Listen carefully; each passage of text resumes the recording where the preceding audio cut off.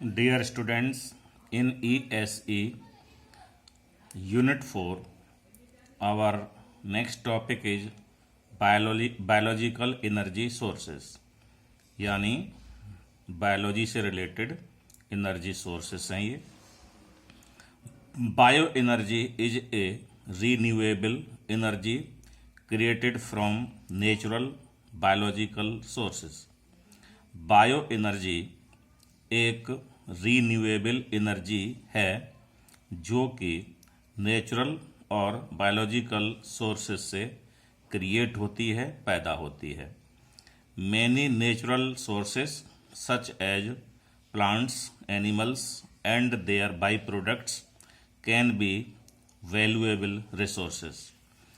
बहुत से natural sources जैसे प्लांट्स हैं, एनिमल्स हैं और उनके बाई प्रोडक्ट हैं, वैल्यूएबल रिसोर्सेस हो सकते हैं। Most bio energy comes from forests, agricultural farms and waste. ज़्यादातर बायो एनर्जी फॉरेस्ट से, एग्रीकल्चर फार्म से और वेस्ट से ही आती है। The feed stocks are grown by farms especially for their use as an energy sources। जो feed stocks हैं वो फार्म से ही पैदा किए जाते हैं और स्पेशली जो कि एनर्जी सोर्सेस के रूप में यूज होते हैं।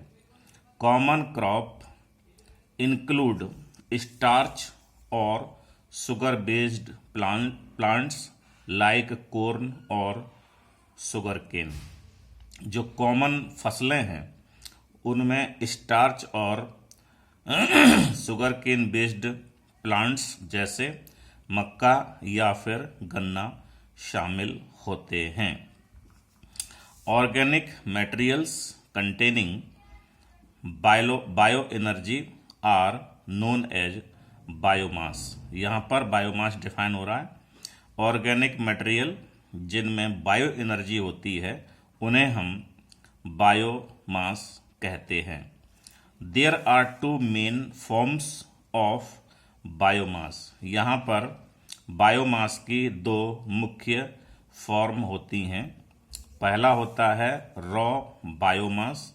It consists of forestry products, grasses, crops, animal manure etcetera.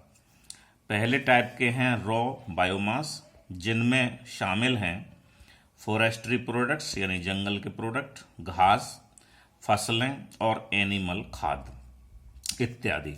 Number 2 secondary biomass. ये द्वितीयक बायोमास हैं।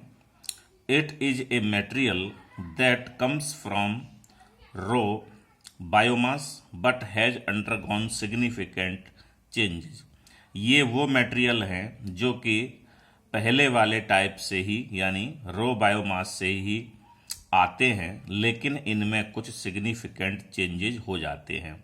For example paper, cardboard, cotton, natural rubber products and used cooking oils, ये इसके एग्जाम्पल्स हैं।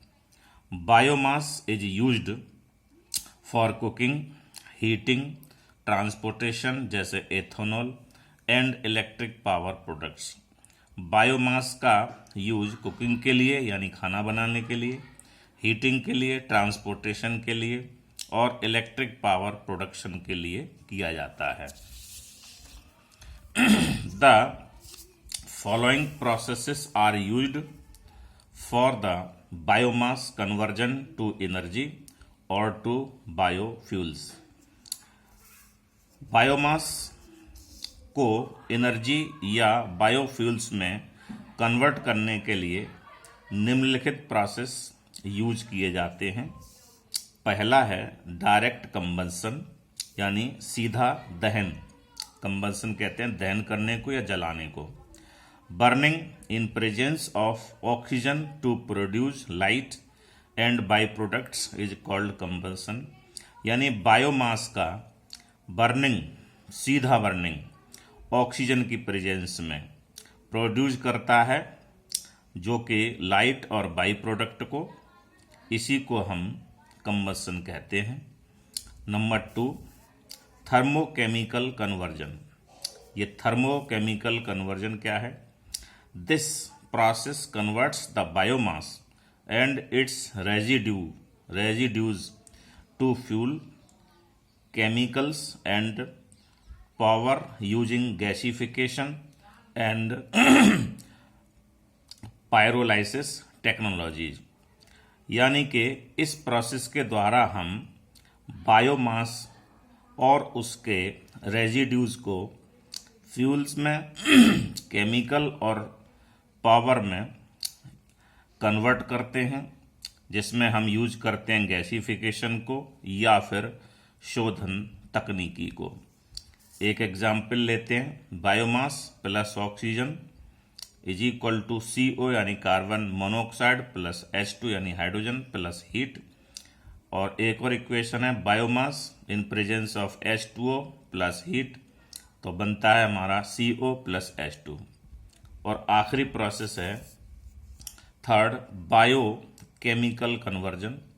This process is processed by micro organism converting biomass to biofuels. ये बड़ा important है।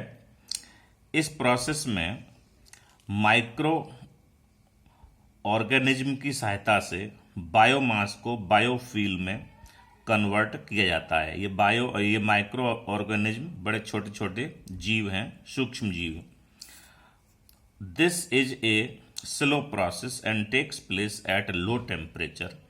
ये बहुत ही स्लो प्रोसेस है और काफ़ी लो टेम्परेचर पर किया जाता है।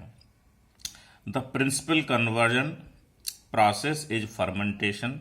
इसमें मुख्य कन्वर्जन जो है फर्मेंटेशन है, इसको हिंदी में किण्वन क्रिया कहते हैं, यानी कि सड़ने की क्रिया है ये। The fermentation is a process of decomposition of organic matter bye micro organism. इस फर्मेंटेशन में डिकम्पोजिशन होता है ऑर्गेनिक मैटर का, जो कि माइक्रो ऑर्गेनिज्म के द्वारा होता है, छोटे छोटे यानी सूक्ष्म जीवों के द्वारा होता है। Thank you so much.